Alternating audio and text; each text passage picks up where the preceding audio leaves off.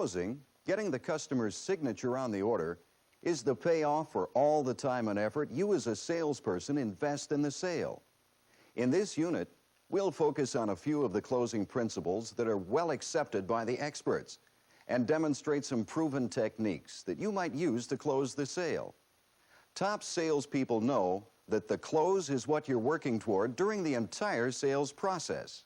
It should be a summary, a successful conclusion to that sale. And of course, the more thorough the salesman has been in determining the prospect's needs, his requirements, his preferences, the more thorough he is in making a presentation of the product's features, demonstrating the product, the more natural it'll be then for him to quote the price of the vehicle, the allowance for his present automobile, financing arrangements, insurance, and so forth.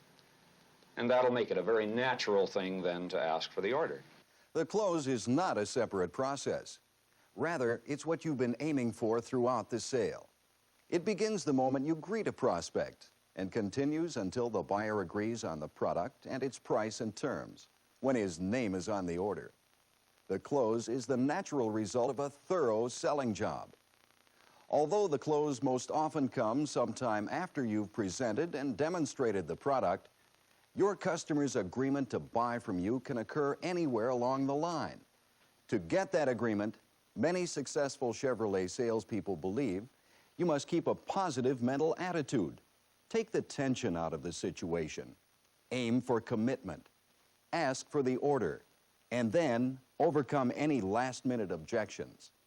The positive mental attitude you exhibit throughout the sale can be highly effective and contagious. I'm a firm believer that when a customer comes on the showroom or on the lot, he's there for one purpose only, and that's to purchase a car. He might tell you he's looking because he doesn't want to get tied up or he's scared to get into a closing office, but if he walks on that showroom floor, he's a buyer. If you've got that right mental attitude, you can almost defeat him on every subject that he comes up to. You may have a positive mental attitude, but your prospects may not. They're about to do something they don't do every day, make a major purchase. They're likely to be tense, hesitant, undecided. If so, try to take the tension out of the situation. Help them relax. Talk about everything but the automobile for a few minutes before you get them in there, and even after you sit them down in the office. I try to just get their mind completely off of the car. So I think you create a good atmosphere when you have them in a relaxed mood, because the tension is built up so much because they know they're going to have to part with such a large amount of money. I try to break the air of tension by either going get coffee or getting a Coke, or ask them to let's go look at the car again and maybe pick out another color. You try to get the customer to, as I call it, mellow down. I like to put myself on the same level as a customer and let him go at his pace and help and direct him rather than try and lead him. And I think this works out, gives you a common ground that you can have a rapport with your customer and seem to establish a relationship that you can have his trust and confidence by the time you get in the closing room. The third principle the experts agree on is aim for commitment, before going into the closing room and after you're there. I like to have something in the way of a commitment from this customer before we really go into the closing room. I like to get a strong feeling myself that this customer will buy a car, that my qualification of this customer has determined, or I have determined, that he is willing to buy a car, not 6 months from now, but now. Well, a lot of times they've made their mind up and they just want to be the first one to commit. He doesn't want to commit and she doesn't want to. Frequently I'll look at her and I'll say, Mary, do you like the car? And she'll say yes. And I'll look at him and I'll say, see, she wants it. So you get on the side of one of them and deliver the message to the other one? Well, this way I've helped them make a commitment together. That's what it is. From the start, from the greeting, right from you first meet the people, you ask positive questions, agreeable questions. They have to answer in a positive way. You're always getting them to say yes, yes, yes, yes, yes. You get them in that frame of mind through the whole time, from the time you meet them till the time you get them to close. They can't help but say yes. By obtaining several smaller commitments from your customers, you'll be making it easier for them to say yes when you ask for the order. And that's one of the most basic principles of closing. Actually come right out and ask your prospect to buy. After all, that's what you're both there for. Each closing situation is different, and there are several techniques the pros use to ask for the order. Marion Stutz often uses the order form to do this. I've also included an AM push-button radio. What about those wheel rim rings? Ah, the wheel trim rings? Right. Yes, I have them listed right here. Right, they do a lot for the outside appearance of the car. And you'll notice your payments are a couple of dollars lower than we had thought they were First, going to be. Marion goes over the option list to be sure he and his prospect are in agreement. This also gives him the opportunity to discuss the benefits of the vehicle his prospect is interested in and build his enthusiasm. He talks terms and financing. Now he's ready to ask for the order. Well, is there anything else I could explain, Mr. Watson, before I write it up? Notice that Marion asked for the order with a closing question. Is there anything else I can explain before I write it up? When you ask this kind of question, you are assuming the sale. All that remains is for your customer to sign the order. However, don't ask, "Will you sign here, Mr. Customer?" Asking your prospect to sign here may put him on the defensive. A better way to ask for the order is with a question like, "Will you okay this for me?" Your next move is to give him the chance to do just that. So, after you've asked him to buy, stop talking. Stop talking. Don't feel compelled to explain anything further. No matter how long the wait, let your customer be the first one to speak. He'll either go along with you now, or he'll give you a reason why not. That reason, the reason why not, is a last-minute objection you must overcome before your customer will commit.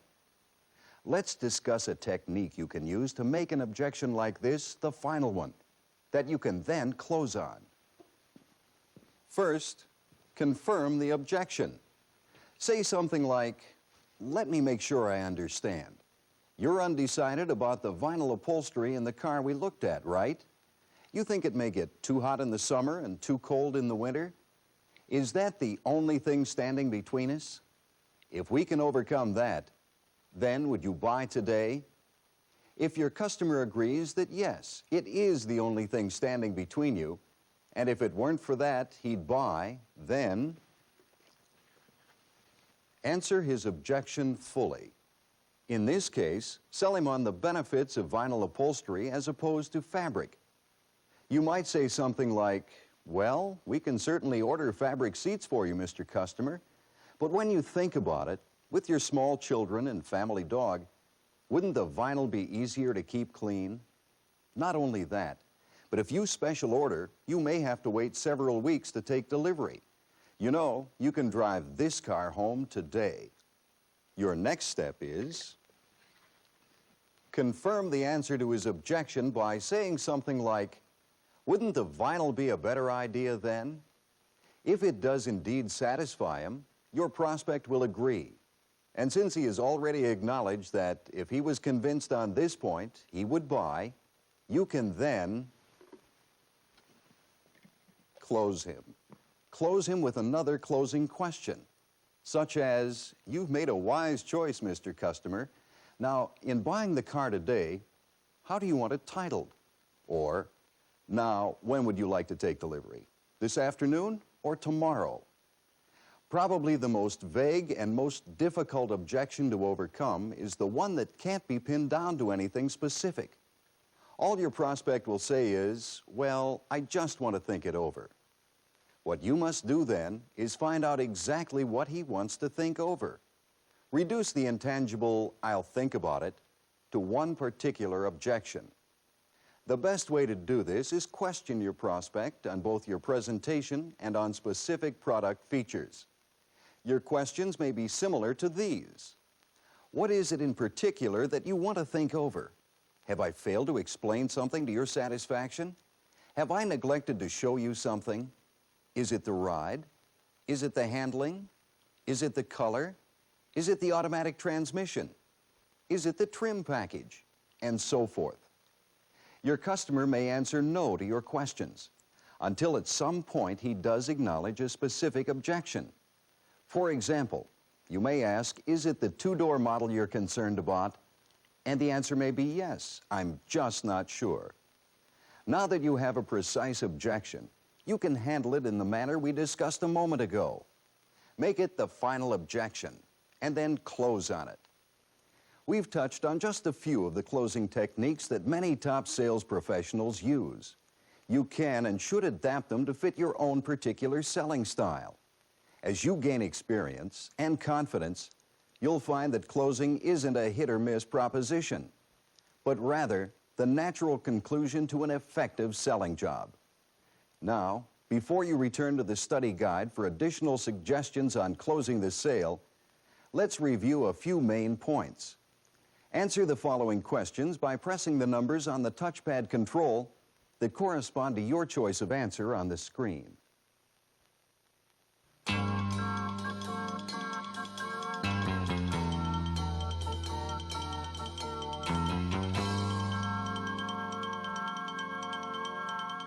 Many top salespeople agree that their repeat and referral business makes up an important part of their total sales each year. In this unit, you'll see how following up on present customers, referrals, and unsold customers can help you build future sales. We talked with 4 salespeople who routinely use well-defined follow-up systems. Larry Merritt believes in maintaining close contact with the customers he has sold. When I deliver a car, I get the customer's complete name, address, phone number, work number, what he does for a living, his wife's name, birthdays if I can get it, kids' names. I try to get all of this information so that I can feel tied closer to the customer. I file the cards by date according to when I have to make the next call. Then I reach in the morning, pull out the cards for that particular day, and as I get time, make the calls, and then file by month or date according to how often you want to contact that customer. I do like, however, to supplement my telephone calls with periodic letters to each and every one of my customers. This helps put my name in front of the public more often. On each letter, I personally put a note to each customer discussing his kids, his car, something that is important to that customer. Repeat business is very, very important to me because it makes up 40% of what I do. I find that customers are easier to close because they have confidence in me. Ed Bocock follows up on his customers somewhat differently. He feels that the time he takes to personally follow up on the delivery of each customer's new car or truck is essential in building a solid owner base for repeat and referral business. Ed starts by taking his customers on an orientation drive. Going along on a drive indicates to the customer that you're willing to take the time to be real sure that they are well satisfied with that automobile when it leaves the lot. I'm trying to build a relationship with that customer that'll be lasting for Ed Bocock. To you that if you ever need any service at any time, and I happen not to be here, and I'm usually here all the time, I want to give you a card here that will refer you to our service supervisor in the event you pull. The last time I see that customer with that new automobile, to me, is extremely important. I'm building for the future referrals, and I'm building for their future business when they get in the market again for a car. To your neighbors and friends, just send them to me, and I'll appreciate it very, very much. We certainly will. Ed, what's the first thing you do after your new owners have driven off in their new car?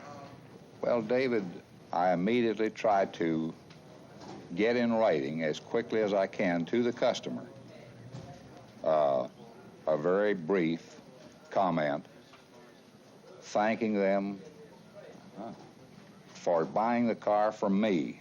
How do you follow that up? I have a regular telephone program that I use. I try to call that customer within a week after they've purchased their new car. I'm trying to further that relationship with the customer. I'm trying to identify myself as well as the dealership. If I haven't already done it, I'm trying to get on a first-name basis with the customer. and so that they will remember me. I continue to remind them of who I am and the fact that I deeply appreciate them doing business with me. Ron Taylor believes asking for and following up on referrals is good business. I feel that a referral given to me by one of my customers is one of the best tools and the easiest way to sell a car that I know how. In most cases, it makes it so much easier when they do come through that front door to sell those people. The edge is taken off, that the ice is melted a little bit, and where the average person that walks through the front door is on the defensive so much, it just turns it around to where selling the car is so much easier. I feel like at the time that I'm delivering a new car, that is the most opportune time to ask for referrals. The customers are excited about their new vehicle, and if you hand them a stack of business cards and say, if you know of anybody looking for a new car, just give them one of my business cards, jot your name down on the back of it, and then that way I'll know who referred the people in. Also, ask at that time, when you do send me a referral, give me a call ahead of time and let me know who it is, give me a telephone number, gather the most information you can. Ron Taylor? Yes, Don. How are you this morning? You've got a customer for me? Well, tremendous. What's his name? After I get that referral, I get on the phone immediately, and for two reasons. First, to make an appointment with the individual, and second, to qualify him. I set him up to his wants and needs and so forth, and then get the appointment made so that when he does come in, I'm going to be there to meet him. I tell you what, do you think we could get you and the family down, say tomorrow evening about 7:30 to take a look and take a test drive in one of these? If I did not sell that customer that I had the appointment for that evening, Great. I'll sit down and fill out a contemporary card and put it in the mail that evening. The following day, I'll get on the phone and try to resolve the reasons why we didn't sell that car the night before. Not all prospects buy on the first visit to the dealership. Systematically following up on these unsold customers, well-qualified B-backs who need to think it over, can help build a bank of potential buyers. To do this effectively requires some basic information. The things that you want in follow-up, needless to say, are number one, the customer's name, telephone number, home address, just whatever it takes for the salesman to follow up and be effective and to sell that customer a vehicle. Mrs. Vaughn will take a demonstration ride, and while we're gone, I'll have the used car manager appraise your car. Could I have your home address and telephone number, please? Various ways of getting this information. Number one, of course, the appraisal. If there's a trade-in involved, when you make out the appraisal slip, you're always going to have the address and telephone number. That's basic information. If there's no appraisal involved, if there isn't a trade-in involved, it might just be a matter of exchanging information. I'd like for you to take one of my business cards with you. It does have my work phone and my home number on it if you do need to reach me. And by the way, what number could I reach you at? 896. I feel like the best time to follow up is always within the first 24 hours of the first contact with the customer. Emotions play such a big part in the automobile business and buying a new car. I feel like there is no time like the present. You need to get back with the customer while the conditions are still in his mind. If I feel like I've used the phone effectively and still haven't sold the customer a car, then I'll turn to the mail. My objective then becomes to keep my name, my store's name, in front of the customer, so at some point down the road when he does buy a car, he's going to come back and ask for me, and I'll be the one that sells him his car. Follow-up is a skill which can improve the closing ratio and help you build up an active file of repeat and referral prospects. Whether you follow up at the time of delivery, in the weeks and months after the sale, the day after if a potential buyer walks, or after a referral is received, there are certain techniques to remember. First, concentrate on satisfaction. Show your customer or potential buyer that you're concerned with his total satisfaction before and after the sale. Keep complete records that contain all the information necessary for maintaining contact with your owners, referrals, or unsold customers. Schedule follow-up contacts as a regular part of your job. The short time it takes for your follow-up calls or to personally deliver your customer's car or truck will pay off for years to come. Finally, be persistent in your follow-up activities to make them pay off for you. Now, let's and be-backs. Answer the following questions by pressing the numbers on the touchpad control that correspond to your choice of answer on the screen.